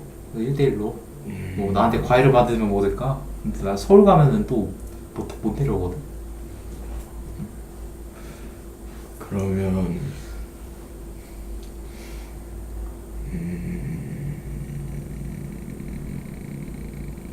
지금 딱히 생각나는 게 없어. 그치. 딱 물어보라는 거 없지. 공부법과 관련돼서는 만약에 네가 조언을 얻고 싶거나 하면은 그 쌤 유튜브 그거 알지? 채널 있는 거. 동환쌤 채널. 거기서 학생 녹화 부분이 있어. 거기 한 게 거의 다 내가 한 거거든. 재수하면서. 거기에 내가 필요하다 싶은 거는 정말 많이 해놨으니까 필요한 거 찾아보거나 아니면 제목 보고 좀 나한테 도움이 될 만하겠다 하는 건 찾아봐봐. 거기에 꽤 많은 내용이 있어. 뭐 탐구 선택이라든지 과탐은 안 했구나. 그러면 그 수능 보실 때 탐구 뭐뭐 선택하셨어요? 나는 문과라서 네. 한국지리 사회문화를 했거든. 네. 그게 작년에는 내가 윤사하고 윤리와 사상하고 사회문화를 했어. 네. 그래서 윤리와 사상이 45점으로 3등급이 나왔고 무려 빡세 문과가 그런 게. 진짜 그때 빡쳤다기보다는 그것도 다 기억 지리는 50점을 맞아서 1등급을 맞았어. 그래서 지리는 내가 워낙 잘하고 좋아하는 과목이라 50점 맞을 줄 알았고, 윤리와 사상 45점은 내가 공부를 하면서 약간 불안하긴 했어. 뭔가 해결되지 않는 그 갈증 같은 게 있어. 윤리와 사상은 이게 사상가의 이론을 다루고 그런 철학적인 해석을 묻는 과목이다 보니까 네. 이걸 아무리 내가 문제를 많이 풀어도 새로운 선지가 나와. 그게 또 엄청 헷갈려 막. 그래가지고 답이 없더라고. 그래서 근데 그때 막 9월 모의고사 와서 바꾸기는 또 그렇고 해가지고 그냥 했었거든, 꿋꿋하게. 근데 수능에서 내가 그래서 보기 전에 생각을 했어. 내가 만약에 난 그런 것까지 항상 실패할 가능성을 염두에 두고 행동을 해. 그래가지고 내가 만약에 재수를 하게 되고 거기다 플러스로 윤리와 사상이 1등급이 아니다 하면은 다 내년에는 사회문화로 바꾸자 라고 결심을 해서 올해 그래서 사회문화를 바꿨어. 그래서 사회문화는 48로 1등급을 맞았고, 한국지리가 오히려 좀 뒤통수를 맞았지. 45점으로 2등급을 받았는데 수능 풀면서 내가 긴장한 것도 있겠지만 객관적으로 봐도 약간 문제가 좀 더럽게 나왔더라고. 내가 한지는 공부를 되게 열심히 하고 좋아하는 과목이라서 좀 선생님들 보는 수준으로 이렇게 볼 수 있는데 선생님들도 문제 내고서 나한테 물어보고 그랬거든. 그래가지고 보면은 되게 문제가 좀 지저분하게 나오더라고. 변별력 때문에 그런가. 그래서 45점으로 2등급 맞았고, 풀면서 좀 황당했어. 내가 진짜 사설모의고사 같은 것도 한 15회 풀고 그랬는데 15회가 뭐야? 막 25회, 30회 이렇게 풀었는데 그 중에서 제일 어렵게 나온 것 같아. 근데 네가 수능 볼 때도 그럴 거야. 악담이 아니라 그게 수능을 보면은 사람이 진짜 반쯤 정신이 나가. 그 긴장이 너무 세기 때문에. 그러니까 약간 거의 목숨 걸고 보는, 이게 비유적인 표현이 아니라 진짜 못 풀면은 내가 목이 잘린다 이 정도의 긴장감이 들어. 진짜 옆에서 이렇게 누가 총 겨누고서 모의고사를 막 풀라고 하는 거야. 진짜 막 손 바들바들 떨릴 거 아니야. 당장이라도 막 날 쏴죽일 것처럼 막 이렇게 하고서 그 정도 긴장감이라고 생각돼야 돼. 그래서 그게 막 네가 거부한다고 해서 그 긴장이 안 느껴지는 것도 아니고 일부러 긴장한다고 해서 그게 재현이 되는 것도 아니야. 나도 마인드 컨트롤을 되게 잘하는 편인데도 모의고사 때 아무리 긴장을 해도 수능만큼 긴장감이 안 나와. 일단 전날 밤에 느낌부터가 달라. 잘 나고 누울 때 막 내가 재수할 때는 그래도 좀 수능 지진 때문에 연기도 되고 해서 긴장 풀리고 좀 그래서 덜 했는데, 현역 때는 진짜 잘 나고 누웠는데 심장 소리가 막 들려. 쿵쾅쿵쾅 거려. 근데 어쩔 수 없어. 그 과정의 일부라고 시험의 일부라고 생각하고 그냥 받아들여야 돼. 그리고 뭐 거부하거나 막 억지로 대범해지려고 하거나 그러기가 불가능하기 때문에 그냥 체념하고 받아들이는 게 빨라. 그래서 그런 특수한 상황 때문에 수능이 네가 본 그 어떤 모의고사보다 어려울 거야. 그래서 일부러 막 수능 범위 벗어날 만큼 어렵고 생소한 지문으로 막 국어 같은 거 연습하고, 네. 수학도 막 수능 절대 안 나올 법한 그런 엄청 복잡하고 어려운 문제들 막 풀고 그러잖아. 그게 다 그런 대비의 역할이 있는 거야. 직접 써먹는다기보다. 그래서 반대로 생각해보면은 진짜 딱 평소 하던 대로만 하면 진짜 대성공이야. 수능은 내가 재수도 한 입장으로, 그러니까 모의고사 평소 나오던 거 있잖아. 6월, 9월. 네. 거기서 총점이지, 총점. 총점이 마이너스 5점 이내로 커버를 했다. 그럼 대성공이야. 그리고 뭐 한 마이너스 10점 정도 됐다. 전 영역에서. 그럼 평타야. 이게 마이너스 10점이라고 실패가 아니야, 수능에서. 왜냐면 누구나 다 떨어지고 재수생, N수생 들어오면은 수능도 지금 다 썩은 돼가지고 네. 애들이 N수생 보면은 만점자 8명 중에 막 7명 N수생이고 그러잖아. 근데 내가 그 재수해보니까 이해가 돼. 확실히 재수생이 잘할 수밖에 없어. 이게 보는 관점도 다르고 한번 경험을 해봤기 때문에. 그게 진짜 크거든.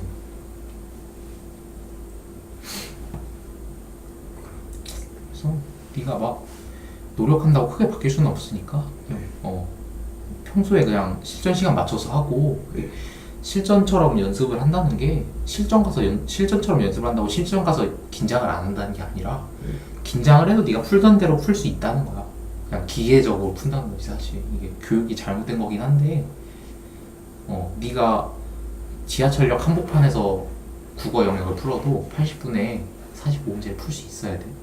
그 정도의 기계적인 훈련이 된다는 거야. 놀랍지? 그럼 마지막으로 혹시 이과인데 어. 막 국어 3등급 이렇게 나오고 내 친구 그래. 그리고 나머지는 막 1, 2등급 나오면 국어만 3등급? 네 국어만 3등급. 그러게. 그 친구는 그 친구도 비슷하다. 어떻게 보면은 이번에 과탑이 좀 어렵게 나와서 망했다고는 하는데 그 친구는 결과적으로는 좀 결과는 안 나왔는데 네. 아마 한밭대 전액 장학금으로 가거나 네 충대 낮은 거 진짜요? 갔다 하더라고. 왜? 국어 하나 3등급이고 나머지 1, 2등급. 걔 3등급은 아니고 4등급일 거야 아마 국어가. 그리고 탐구 한 과목도 내가 알기로 점수를 정확하게 모르겠네. 전화해서 물어볼까? 그럼 녹화 여기까지 그냥 하고 영상 너무 길어지니까 통화 한번 해보.